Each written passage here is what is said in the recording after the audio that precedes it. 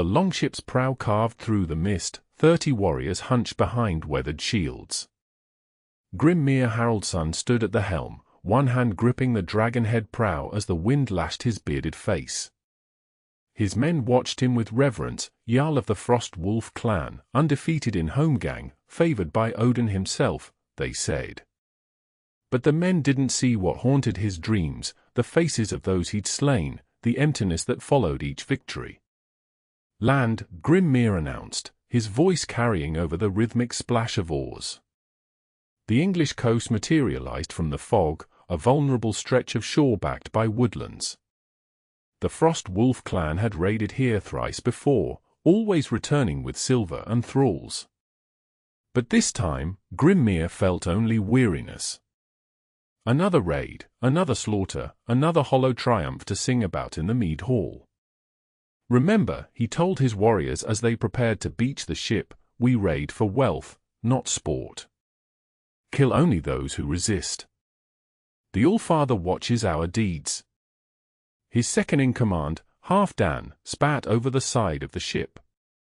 "You grow soft, Jarl. Our enemies deserve no mercy. The Christians would butcher us in our sleep if given the chance. And what makes us different from them if we slaughter without need?" Grimmir challenged, though he kept his voice low. The question had haunted him since his father's death, when he'd taken up the mantle of Jarl. What glory was there in endless bloodshed?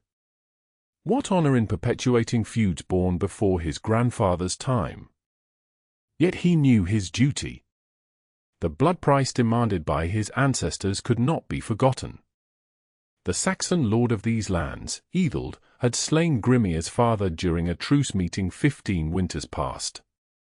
The oath of vengeance bound him like iron chains. As the longship scraped against the shingled beach, Grimmir was first to leap into the shallow water, axe raised. "For the Frost Wolf," he roared, and his men echoed his cry as they poured onto English soil. The settlement ahead was small, a cluster of wooden buildings surrounded by fields where frightened farmers abandoned their plows and fled at the sight of the dragon ships. Grimmir's warriors spread out with practiced efficiency, securing livestock and gathering valuables. It was then that Grimmir heard the low growl from the tree line. Turning sharply, he saw a massive grey wolf limping from the forest edge. An arrow protruded from its flank, and blood matted its thick fur. Grimmir froze. The wolf was enormous, larger than any he had seen. Its eyes held an intelligence that pierced him. In his homeland, wolves were sacred to Odin. To encounter one during a raid was surely an omen. Before he could approach the wounded creature, shouts erupted from the tree line. For Saxon hunters emerged, bows drawn. "There it is," one called. "Finish the beast!" As they raised their bows, Grimmir saw movement behind them, a flash of golden hair, a small figure darting between trees. A young woman raced ahead of the hunters, placing herself between them and the wounded wolf. "Stop," she commanded in Saxon, her voice carrying surprising authority. "You've done enough harm." The leader of the hunters laughed. "Stand aside, Alyssa. That wolf took 2 of Thane Ethelred's sheep last night. The beast dies today. He hunts because you've cleared his hunting grounds for your fields," she countered. "He bleeds enough already." The hunter stepped forward, bow still raised. The Thane's orders were clear. "Then you'll have to shoot through me," the woman, Alyssa, declared, stretching her arms wide to shield the wounded animal. Grimmir watched, transfixed by this strange scene unfolding amidst his raid. The Saxon woman wore a simple dress of undyed wool, her golden hair partially covered by a linen headcloth. Her face was striking, not for conventional beauty, but for the fierce determination that transformed it. The hunters hesitated, bows wavering, when the warning horn blasted from the village. They had finally noticed the Viking raiders. "Northmen," one shouted, and they turned their bows toward Grimmir instead. The moment hung suspended, the hunters with arrows aimed at him, the woman still protecting the wolf, the wounded animal growling softly behind her. Then chaos erupted as Viking warriors emerged from the village, charging toward the new threat. The hunters loosed their arrows and fled. One shaft grazed Grimmir's shoulder, but he scarcely noticed. His focus remained on the golden-haired woman who, instead of running, knelt beside the wounded wolf. As his warriors pursued the fleeing hunters, Grimmir approached her. She looked up, fear finally registering on her face as she beheld him, tall and broad-shouldered, mail gleaming beneath his fur cloak, axe red with blood. "You should run," he said in halting Saxon, words he had learned from raids and trading. Her eyes widened at his use of her tongue. "I won't leave him," she answered, one hand resting protectively on the wolf's massive head. Grimmir studied her. Any other Saxon would have fled. Any sensible person would fear both the wolf and the Viking before them. Yet she knelt there, defiant and unmoving.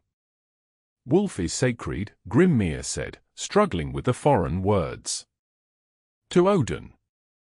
"My God." Understanding flickered across her features. She glanced at the wolf, then back to him. "Then help me remove the arrow." It was madness to assist this Saxon woman while his men raided her village. Yet Grimmir found himself kneeling beside her, examining the arrow shaft. "Hold him still," he instructed, setting aside his axe. "Arrow must break." She nodded, placing her small hands firmly on the wolf's body. Grimmir was astonished when the beast allowed this without resistance, only a low whine escaping as he snapped the arrow shaft. "He needs the arrowhead removed and the wound cleaned," she said. "I have herbs at my dwelling, but—" She glanced toward the burning village. Grimmir made a decision that would alter the course of his life, though he couldn't have known it then. "Come," he said, lifting the massive wolf carefully. The creature weighed as much as a man, but Grimmir bore the burden without complaint. "Show where." Alyssa Alderman had always been considered strange by her people. Orphaned young, raised by her grandmother who taught her the old ways of herbs and healing, she preferred the company of forest creatures to most humans. When her grandmother died 2 winters past, Alyssa continued to live alone in their small hut at the forest's edge, trading healing salves and poultices for what she needed. Now she found herself leading a Viking warrior, the enemy, a killer from the north, through the forest to her home, all to save a wolf others would gladly see dead. "This way," she said, navigating a narrow path. Behind them, smoke rose from the village, and screams echoed distantly. She tried not to think about what was happening there, focusing instead on the injured wolf. Her hut appeared ahead, a small structure of wattle and daub with a thatched roof, nestled against the base of a large oak. A tiny garden of herbs grew alongside it. "In here," she directed, pushing open the door. Grimmir had to duck to enter, the wolf still cradled in his powerful arms. Inside was simple, a hearth in the center, a straw pallet for sleeping, shelves lined with clay jars and bundles of dried plants. He gently placed the wolf on a woven mat near the fire pit. Alyssa worked quickly, gathering herbs and a small clay pot, adding water from a bucket and setting it over the low-burning fire to heat. She seemed to have forgotten her fear of him, or perhaps had set it aside for the wolf's sake. "Why do you risk yourself for wolf?" Grimmir asked, watching her grind herbs with a stone mortar. She didn't look up from her work. Why does a Northman who comes to raid and pillage stop to help a wolf and a Saxon woman? A fair question, one Grimmir wasn't certain he could answer. Odin sends wolves. Jerry and Freki, his companions. To harm wolf is bad fate. It was more than that, but his limited Saxon couldn't express the complex web of omens and obligations he felt. Alyssa nodded as if this made perfect sense. "My grandmother taught me that all creatures have purpose." This wolf has spared the village many times by keeping deer from the crops. The thane sees only the occasional sheep he takes." As she spoke, she knelt beside the wolf, examining the wound. "I need to remove the arrowhead. He may struggle." Grimmir moved to hold the wolf's massive body still. Their hands brushed momentarily, her fingers slim and stained with herbs, his broad and calloused from years gripping axe and shield. The wolf's amber eyes watched them both with unnerving intelligence. With steady hands, Alyssa extracted the arrowhead, murmuring soothing words as the wolf jerked in pain. Blood flowed freely, but she pressed a poultice of herbs against the wound, then wrapped it with strips of linen. "He needs rest now," she said, washing her blooded hands in a basin. She finally looked directly at Grimmir, studying him openly. "Your men will be looking for you." Grimmir didn't move. Outside, he could hear the distant shouts of his warriors.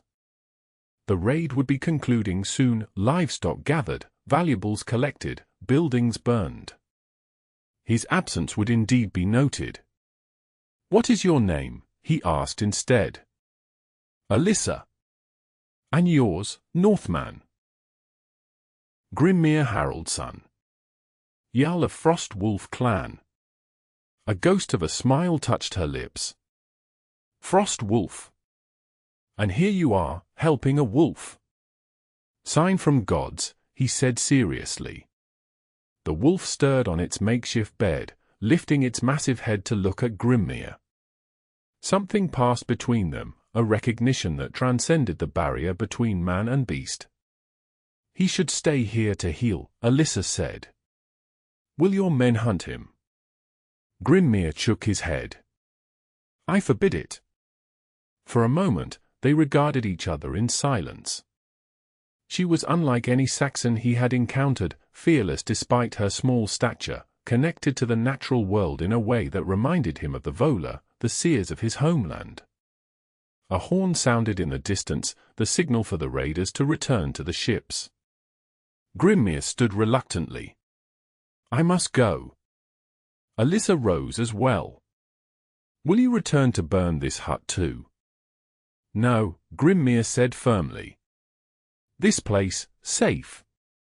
He moved to the door, then paused, turning back. "The wolf, what name?" "He has no name, I know. He is simply himself." Grimmir nodded thoughtfully. "Skoll," he said. "In my tongue. The wolf who chases the sun." As he slipped back into the forest, Grimmir felt strangely reluctant to rejoin his men. The raid seemed distant now, meaningless compared to the quiet moment in the healer's hut, saving the life of a wolf with a golden-haired Saxon woman who feared neither beast nor Viking. 3 days later, the Frost Wolf clan's longships still lingered off the English coast. They had moved further north after the raid, making camp on a sheltered beach near towering cliffs. Grimmir had given no explanation for their extended stay, and none dared question him directly, though Halfdan muttered about wasted time when good sailing weather was precious. In truth, Grimmir himself wasn't certain why he delayed their return to Norse lands. Each night, he found himself thinking of the Saxon healer and the wolf she had saved. Each morning, he invented new reasons to remain, checking repairs on the ships, hunting in the coastal forests, allowing his men to rest before the journey home. On the 4th morning, Grimmir left camp alone, claiming to scout the area. Instead, he followed the coastline back toward the raided settlement, then cut inland through the forest.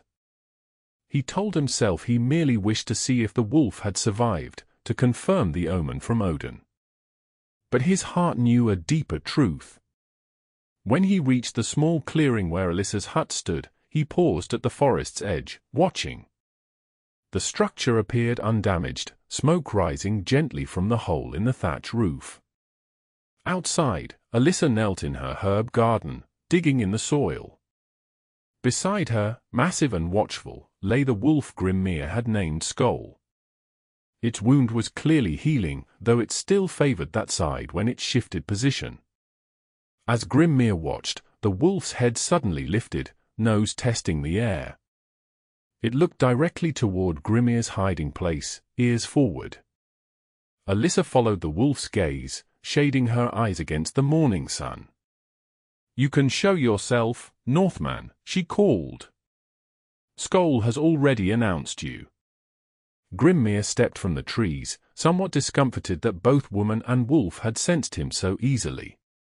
He wore no mail today, just woolen tunic and trousers beneath his fur cloak, though his axe still hung at his belt. "You return," Alyssa observed, rising from her garden.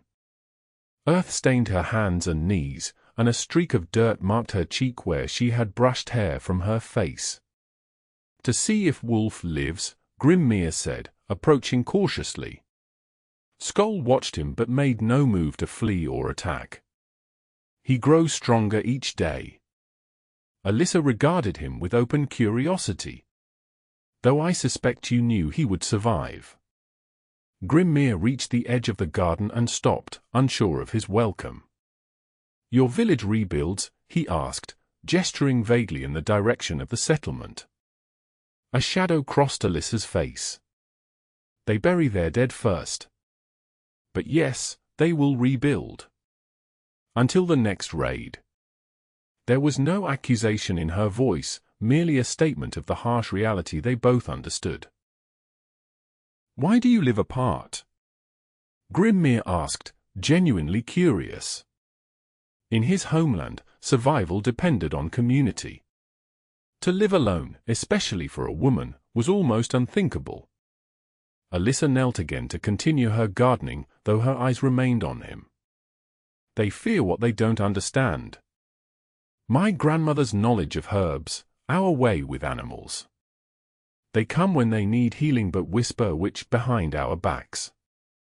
Grimmir nodded. Even among his people, those with special sight or healing gifts were both revered and feared. "In my land, such skills are valued. Seer, a magic of knowing." "Is that why you didn't kill me?" "Because of my magic." There was a challenge in her voice. "I kill only in battle," Grimmir replied. "Not women tending wolves." Alyssa's lips quirked slightly. "Tell that to the families in the village." Grimmir felt an unfamiliar discomfort. Raiders did not usually face the aftermath of their actions so directly. "Blood price," he said, the words inadequate for the complex honor debt that drove him. "Their lord killed my father during peace speak." Understanding flickered across her features. "Edald?" "Our Thane." Grimmir nodded grimly. 15 winters passed. Peace meeting. Treachery. Alyssa sat back on her heels, abandoning her gardening. There are many stories of that day. Some say it was your people who broke the peace. Lies, Grimmir said firmly, though a seed of doubt troubled him. He had been but 15 summers old when his father died, not present at the fateful meeting. All he knew were the accounts of those who had returned, bearing his father's body. "My father was honorable man." As was Edald's father, who died that same day, Alyssa countered. "All I know is that blood answers blood, and the cycle never ends." The wolf Skoll rose suddenly and limped to Alyssa's side, pressing against her as if sensing her distress. She absently stroked its massive head. "You are strange, Saxon," Grimmir observed, changing the subject. "Not afraid of wolf." "Not afraid of me."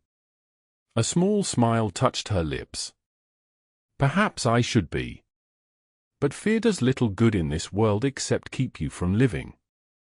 The wisdom in her words struck Grimmir deeply. Had fear not driven much of his life? Fear of dishonoring his father's memory, fear of appearing weak before his men, fear of breaking the ancient codes that bound him. "Are you hungry?" Alyssa asked unexpectedly. "I was about to make a meal." The simple offer startled him. "You would feed enemy." "I would feed a man who helped save Skoll," she corrected. "Enemy or not, Inside Alyssa's humble dwelling, Grimmir sat awkwardly on a small wooden stool, his large frame making the hut seem even smaller. The wolf skull lay between them, amber eyes moving from Saxon to Northman as if following their conversation. Alyssa stirred a pot of stew hanging over the fire, a simple mix of vegetables with small pieces of meat. The domesticity of the scene was foreign to Grimmir. In his home, servants or thralls prepared meals, and warriors ate in the great hall amid boasts and laughter. "Your people must wonder where you are," Alyssa commented as she ladled stew into wooden bowls. "I am Jarl."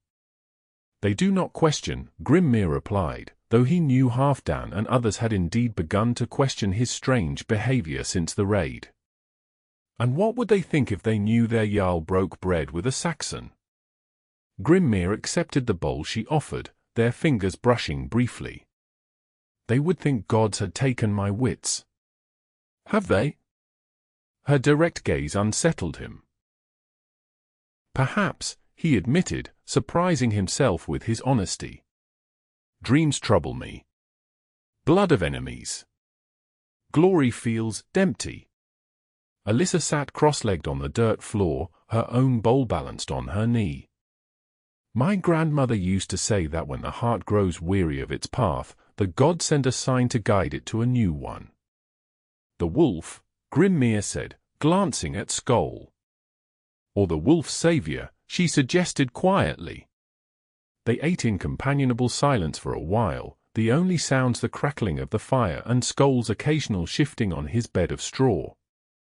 Grimmir found himself studying Alyssa when she wasn't looking, the way sunlight through the smoke hole caught her golden hair, the delicate movements of her hands, the quiet confidence in her bearing. "Tell me of your land," she said eventually. "Is it true the sun barely sets in summer?" Grimmir described the fjords of his homeland, the snow-capped mountains, the summer days that stretched endlessly and winter nights that seemed eternal. He told her of the great hall his grandfather had built, of the sacred grove where they honored the gods, of the clear, cold waters where his people fished. In turn, Alyssa spoke of her life, her grandmother's teachings, the plants and animals of the forest, the ancient stones beyond the village where older gods than Christ had once been worshipped. Their conversation flowed more easily than Grimmir would have thought possible, his limited Saxon expanding as she patiently corrected his words. "You should return to your men," Alyssa said eventually, noting the position of the sun. "They will search for you if you're gone too long." Grimmir nodded reluctantly. "I sail home soon." "For days, perhaps." Something like disappointment flickered across her features, quickly masked. "Then Skoll and I wish you fair winds," she said, rising to take his empty bowl. "I return tomorrow," Grimmir found himself saying. "Bring meat for Wolf." The smile that brightened her face was worth whatever risk he took in coming back. As he departed, Grimmir realized he had not thought of blood feuds or raids or his father's unavenged honor the entire time he sat in her hut. True to his word, Grimmir returned the next day, bringing a freshly killed deer for Skoll. The wolf accepted the offering with dignity, dragging it to the edge of the clearing to eat.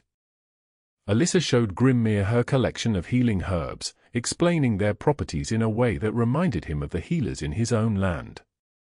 He returned the day after that, and the next, each visit longer than the last. They spoke of their different gods, finding surprising similarities between her grandmother's old beliefs and his Norse pantheon. They walked in the forest, Skoll accompanying them like a silent guardian, his wound now merely a stiffness in his stride. On the fourth day, as Grimmir prepared to leave her hut, knowing his ships must sail with the morning tide, Alyssa pressed a small leather pouch into his hand. "Herbs," she explained. "For healing wounds at sea." Her fingers lingered on his palm, and Grimmir found himself catching her hand in his. They stood like that, connected by touch, neither speaking the thoughts that filled their hearts. "Come with me," Grimmir said suddenly. The word surprised him as much as her. Alyssa's eyes widened. "To your land?" As what? Your captive. As? Grimmir struggled for the word. Companion. Your men would accept a Saxon woman in their midst. The woman of their enemy. Grimmir had no answer that wasn't a lie. His people would indeed see her as nothing but a thrall taken in raid. Even his position as Jarl could not change centuries of enmity overnight. I return next season, he promised instead. When ice melts. Alyssa's expression softened. Many raiders make such promises to simple Saxon girls. Few keep them. I am not many raiders. I am Grimmir Haraldson, Jarl of Frost Wolf clan. My word is my honor. Perhaps it was his intensity, or perhaps something she saw in his eyes, but Alyssa nodded slowly. Then I will watch for your dragon ship when the spring flowers bloom.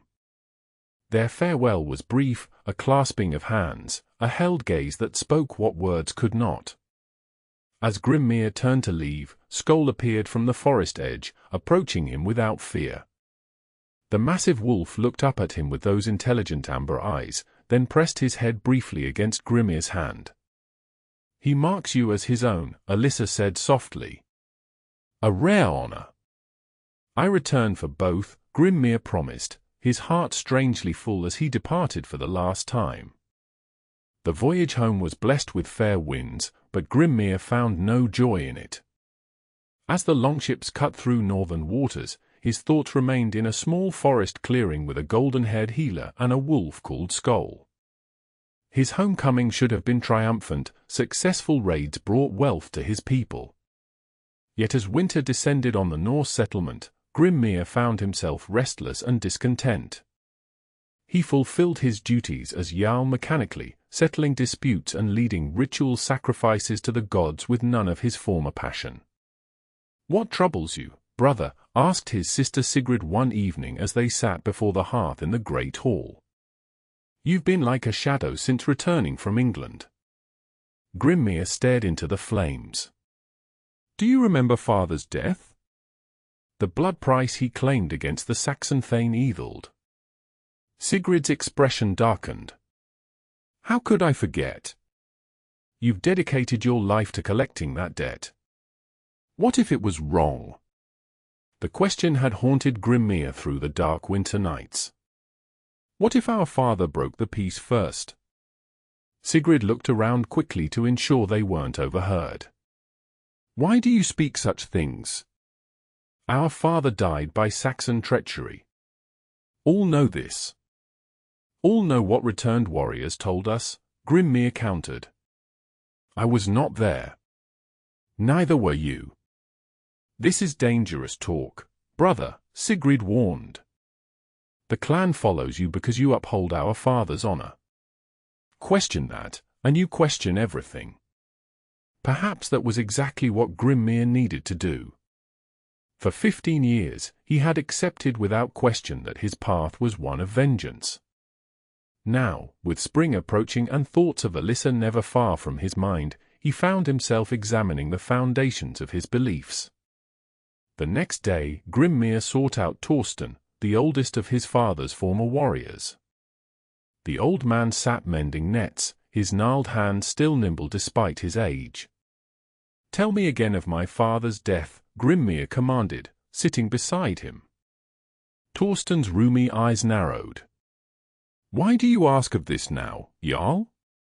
The story is well known. I wish to hear it from one who witnessed it. Tell me true, Torsten, on your honor to the All-Father. The old warrior set aside his netting. We met the Saxons at the agreed place, a stone circle inland from the coast. Your father, myself, and 5 others. The Saxon Thane brought similar numbers. We discussed territories, trading rights, the usual matters of such meetings. And then? Grimmir pressed. Torsten's gaze shifted away. Words grew heated. Your father accused the Saxon of harboring Norse fugitives, men who had stolen from our clan and fled to English protection. The Saxon lord denied it. Then, steel was drawn. By whom, Torsten? Who drew first? The old man's silence stretched long enough that Grimmir thought he might not answer. Finally, he spoke in a voice barely above a whisper. Your father struck first, Jarl. He believed the Saxon was lying about the fugitives. But in truth, we had no proof they had gone to him. The words landed like physical blows. All these years, all the blood spilled in the name of avenging treachery, built upon a foundation of lies. Why was I not told this? Grimmir demanded. You were but a boy. The clan needed a strong leader, one who would uphold our honor without question. And your father, for all his faults, was a great Jarl. His memory deserved better than to be stained. Grimmir stood abruptly. Honor built on lies is no honor at all. The winter months crawled by, each day bringing spring, and the raiding season closer. Grimmir made preparations, but not the kind his warriors expected. He consulted with shipbuilders about a special vessel, smaller than the usual raiding ships. He collected gifts worthy of a peace offering. And he spoke at length with the Volva, the seeress who interpreted the will of the gods. The wolf dream comes again and again, he told her as they sat in her smoke-filled dwelling. A great grey wolf leading me to a golden-haired woman. The ancient Volva nodded, her blind eye seeming to see beyond the physical world. Odin's messengers take many forms. The wolf you encountered was no ordinary beast. What does it mean? Perhaps the All-Father tires of pointless bloodshed, she suggested. Perhaps he shows you a different path, one of joining rather than destroying. Halfdan and the other warriors grew increasingly concerned as Grimmir's strange behavior continued. When he announced his intention to sail to England with the spring thaw, they assumed another raid was planned. When he clarified that he would go with just one ship and a small crew on a mission of peace, their confusion turned to outrage. You would shame your father's memory by treating with his killers. Halfdan challenged him before the assembled clan at the Thing, the governing assembly. Grimmir stood firm before his people. I would end a blood feud based on lies, he declared. My father struck first at that fateful meeting. The cycle of vengeance has been built on falsehood. Murmurs of shock and dismay rippled through the crowd. Some called for Grimmir to be removed as Jarl for such dishonor. Others defended his right to lead as he saw fit. The gods have shown me a different path, Grimmir continued. One of healing old wounds rather than creating new ones. I go to England not to raid, but to make peace with the Saxon Thane Ethild. And if he kills you as your father was killed, someone shouted. Then I die knowing I sought to end bloodshed rather than perpetuate it, Grimmir answered. Those who wish to follow me may do so. Those who do not may select a new Jarl to lead them. In the end, only 12 warriors chose to accompany Grimmir on his uncertain mission. Among them was young Leif, his sister's son, who declared loudly that he would rather follow his uncle into folly than any other man into certain victory. As the smaller longship prepared to depart, Sigrid approached her brother at the water's edge. This Saxon woman, she said quietly, she must be remarkable indeed to have turned the wolf of the north into a peace-seeking lamb. Grimmir smiled faintly. She saved a wolf's life at risk of her own. She faced a Viking raider without fear. Yes, sister, she is remarkable indeed. Then I hope she is worth the price you pay, Sigrid said, embracing him. May Freyja bless your heart's journey as Odin guides your ship. The spring voyage to English shores was blessed with fair weather, as if the gods themselves approved of Grimmir's mission.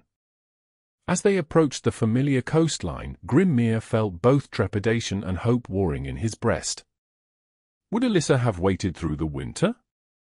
Would the Saxon Lord Ethild even agree to meet with him? Had he thrown away his position and reputation for a dream that could never manifest? They beached the ship in a cove some distance from the settlement Grimmir had raided the previous year. Leaving most of his men to guard the vessel, he took only Leif and 2 others as he journeyed inland toward Alyssa's hut. The forest seemed different in spring, vibrant with new growth, birds calling from budding branches. When they reached the clearing where the small hut stood, Grimmir halted abruptly.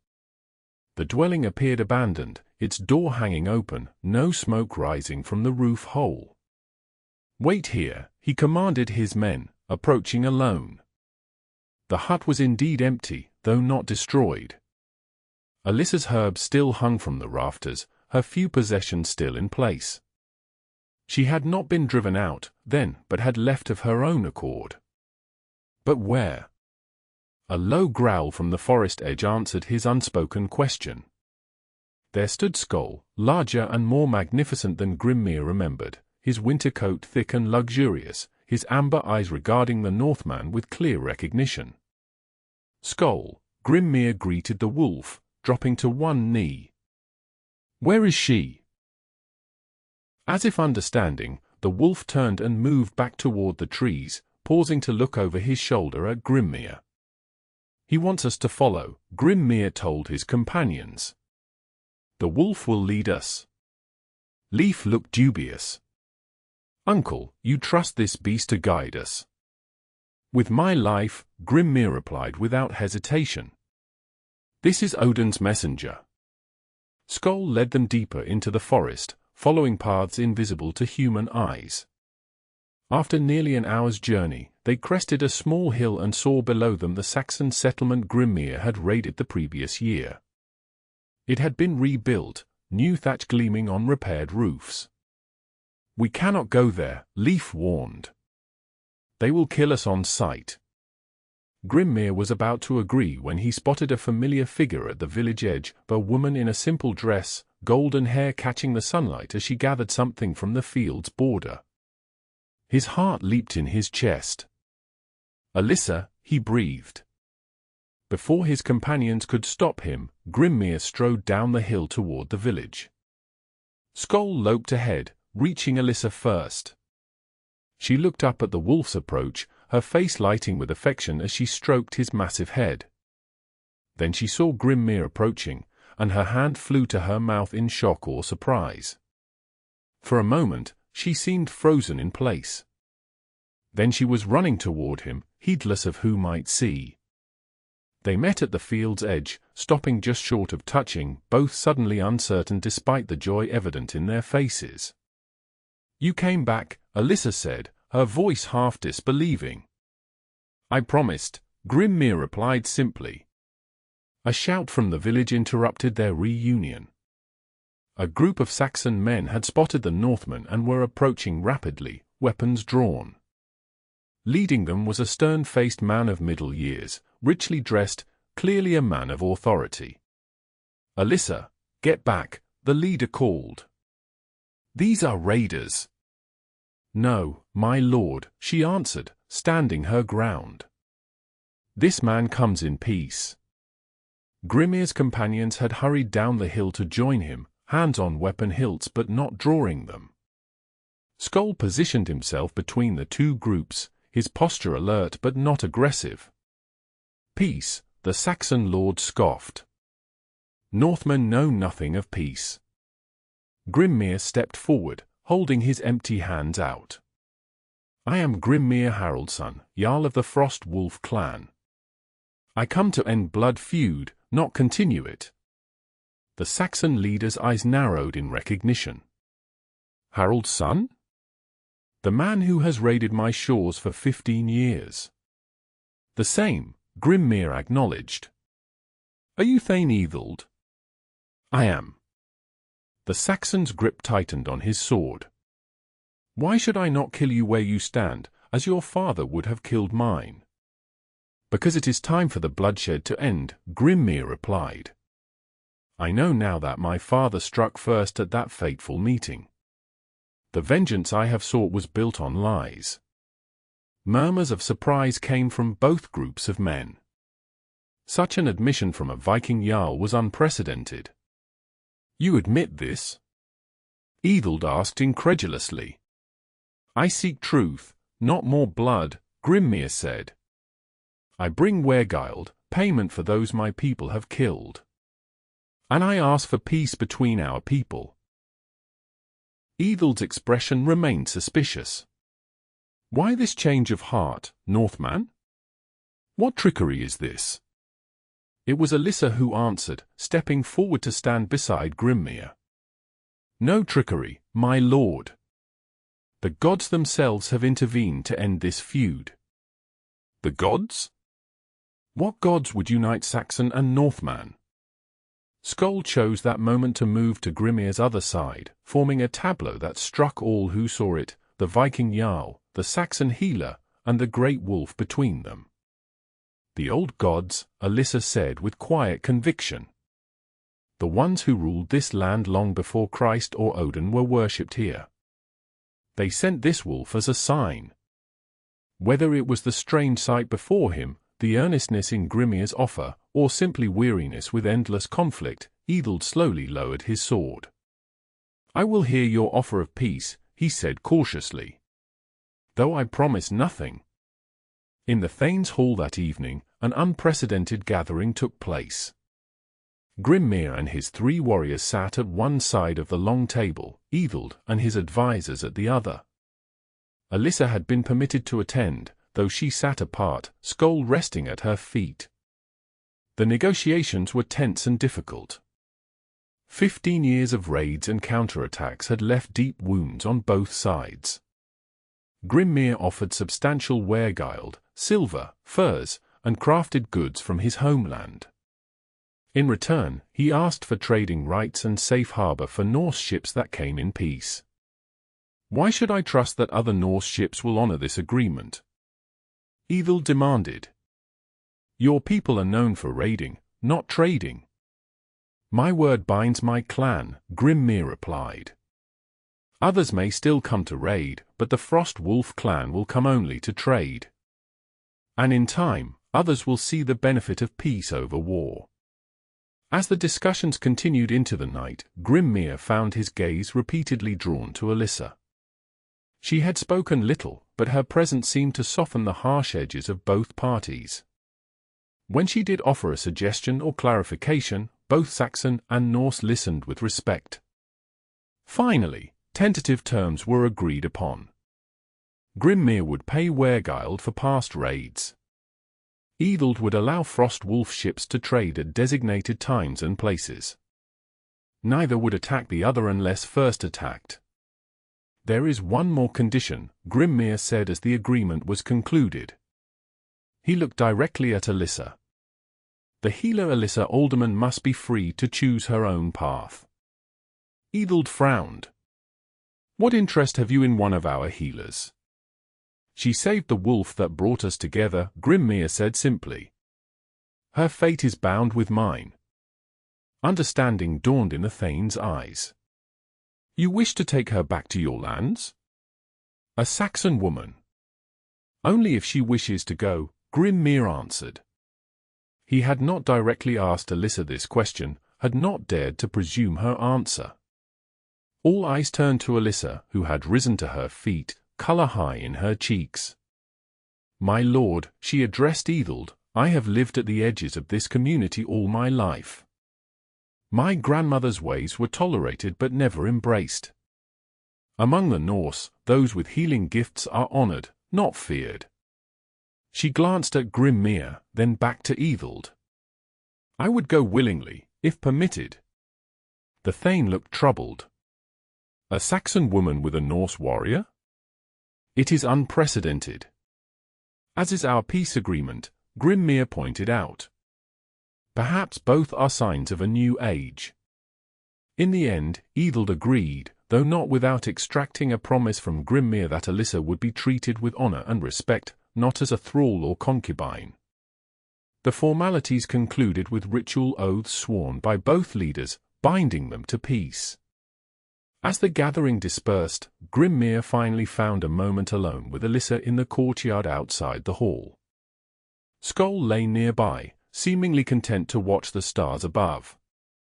You would truly come with me?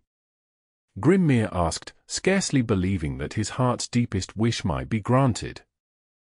Alyssa's eyes shone in the moonlight. I have dreamed of your homeland since you first described it. But more than that, I have dreamed of you, Grimmir Haraldson. The man who helped save a wolf, who questioned his own beliefs, who sought peace instead of vengeance. Grimmir took her hands in his. My people may not understand at first. A Saxon woman, a healer with strange ways. They will learn, she said with quiet confidence. As you did. As I have. And Skoll. Grimmir glanced at the wolf.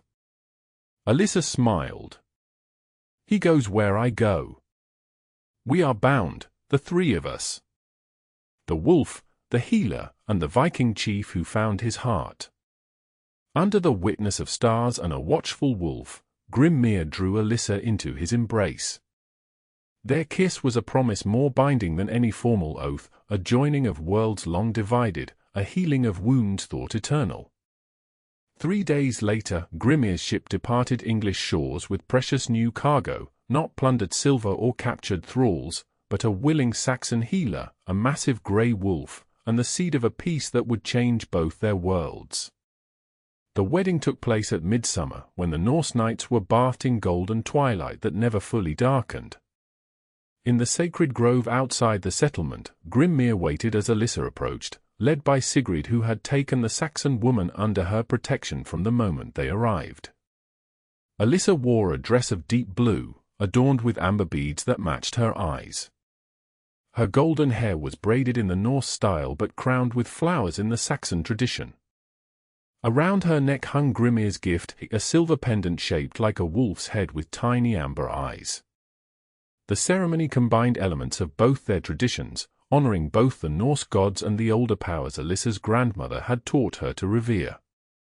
When they clasped hands over the sacred sword, binding their lives together, many who had opposed their union found themselves moved by the evident love between them. Skoll attended the ceremony as an honored guest, lying at the edge of the gathering, his amber eyes watchful. Some whispered that Odin himself had sent the wolf to guide their Jarl to a new path. Others said it was Freyja's doing, the goddess of love working her magic. Grimmir and Alyssa kept their own counsel on the matter, knowing that some mysteries were not meant to be fully understood.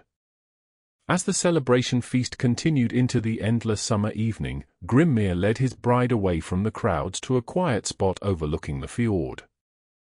Skoll followed at a respectful distance. Are you happy? Grimmir asked, still sometimes doubting that this remarkable woman had chosen to share his life. Alyssa's smile was answer enough, but she spoke regardless. I have found my place, Grimmir. Not as a strange healer at the edge of a village, but as the heart of a new beginning. The blood feud is truly ended, Grimmir marveled. Generations of hatred, dissolved by a wolf and a golden-haired healer. And a Viking chief brave enough to question everything he believed, Alyssa added, reaching up to trace the lines of his bearded face. The greatest courage is not in battle, but in changing one's heart. As if in agreement, Skoll approached and pressed his massive head against their joined hands. The three stood together as the midnight sun painted the fjord waters gold, wolf, healer, and Viking chief, bound by forces greater than hatred, stronger than the divisions of their peoples, eternal as the cycle of seasons that had brought them together. In years to come, the story would be told in both Saxon settlements and Norse halls, how a wounded wolf led enemies to become lovers, how ancient hatreds were healed by newfound understanding, and how the Frost Wolf clan became known not for its fierceness in battle, but for its wisdom in peace. And always, wherever the Jarl and his Saxon wife walked, the great wolf Skoll followed, a living reminder that sometimes the gods send their messages in the most unexpected forms, and that love, like a wolf's loyalty, once given is never withdrawn.